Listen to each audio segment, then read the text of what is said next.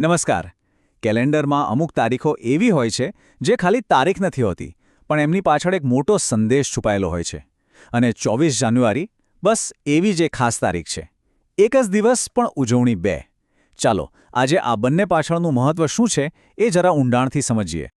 તો સવાલ એ થાય કે આ 24 જાન્યુઆરીમાં એવું તે શું ખાસ છે કે એ ભારત માટે પણ એટલી જ મહત્વની છે અને આખી દુનિયા માટે પણ? આનો જવાબ બે અલગ-અલગ ઉજવણીઓમાં છુપાયેલો છે, જે છેવટે તો એક જ વિચાર પર આવીને ભેગી થાય છે. તો ચાલો આપણે શરૂઆત કરીએ આપણા દેશથી. ભારતમાં 24 જાન્યુઆરીનો દિવસ રાષ્ટ્રીય બાળકી દિવસ તરીકે ઉજવાય છે. આ દિવસની શરૂઆત થઈ હતી વર્ષ 2008માં ભારત સરકારના મહિલા અને બાળ વિકાસ મંત્રાલય દ્વારા. અને એની પાછળનો હેતુ બહુ સ્પષ્ટ હતો. એ સુનિશ્ચિત કરવું કે દેશની દરેક બાળકીને એના મૂળભૂત અધિકારો મળે અને સાથે સાથે સમાજમાં જે ભેદભાવ થાય છે ને એના વિશે જાગૃતિ ફેલાવવી. આ દિવસ માત્ર ઉજવણી પૂરતો નથી, એનાથી ઘણું વધારે છે.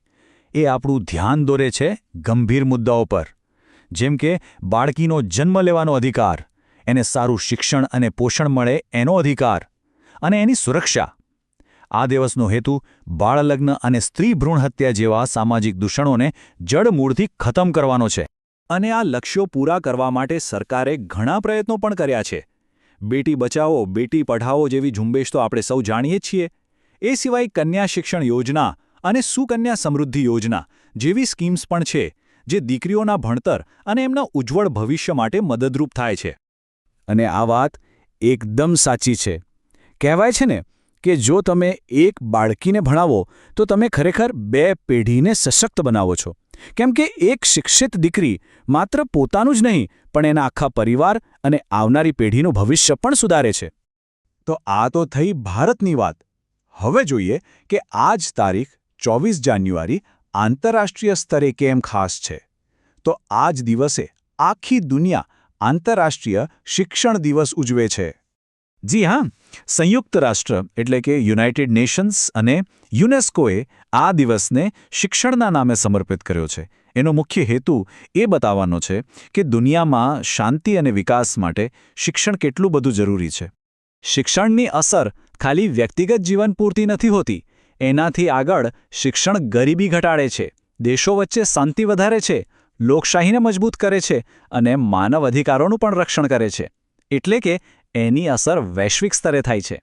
અને સૌથી અગત્યની વાત, શિક્ષણ એ સંયુક્ત રાષ્ટ્રના ટકાઉ વિકાસ લક્ષ્યાંકો, જેને આપણે SDG કહીએ છીએ, એનો મુખ્ય પાયો છે. ખાસ કરીને લક્ષ્યાંક નંબર 4 એટલે કે SDG 4, જેનો ઉદ્દેશ્ય દુનિયાના દરેક બાળકને સારું ગુણવત્તાવાળું શિક્ષણ આપવાનો છે. નેલ્સન મંડેલાએ શું સરસ વાત કહી હતી. શિક્ષણ એ સૌથી શક્તિશાળી હથિયાર છે જેનો ઉપયોગ તમે દુનિયાને બદલવા માટે કરી શકો છો. શિક્ષણ ખાલી જ્ઞાન નથી, એ તો પરિવર્તન લાવવાનો એક જબરદસ્ત સાધન છે. તો હવે ચાલો આ બંને ઉજવણીઓને જોડીને જોઈએ. એક બાજુ છે ભારતનો રાષ્ટ્રીય બાળકી દિવસ અને બીજી બાજુ છે આંતરરાષ્ટ્રીય શિક્ષણ દિવસ. આ બંને વચ્ચે શું કનેક્શન છે? અને અહીં જ આ બંને દિવસોનો સંદેશ એક થઈ જાય છે. જુઓ, બાળકી દિવસનો મુખ્ય હેતુ શું છે?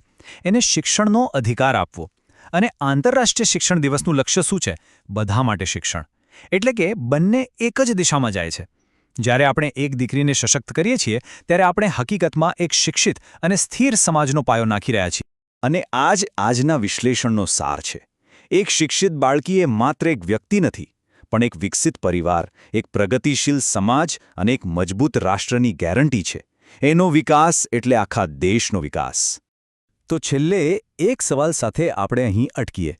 બાળકીના શિક્ષણ માટે લેવાયેલું એક નાનકડું પગલું આખી દુનિયા માટે એક મોટી છલાંગ કેવી રીતે બની શકે છે? કારણ કે જ્યારે આપણે કોઈ એક બાળકીને ભણાવીએ છીએ ત્યારે આપણે એક સારા અને શિક્ષિત વિશ્વના નિર્માણમાં આપણું યોગદાન આપીએ છીએ. યાદ રાખજો, એક શિક્ષિત બાળકી જ એક શિક્ષિત વિશ્વનો પાયો છે.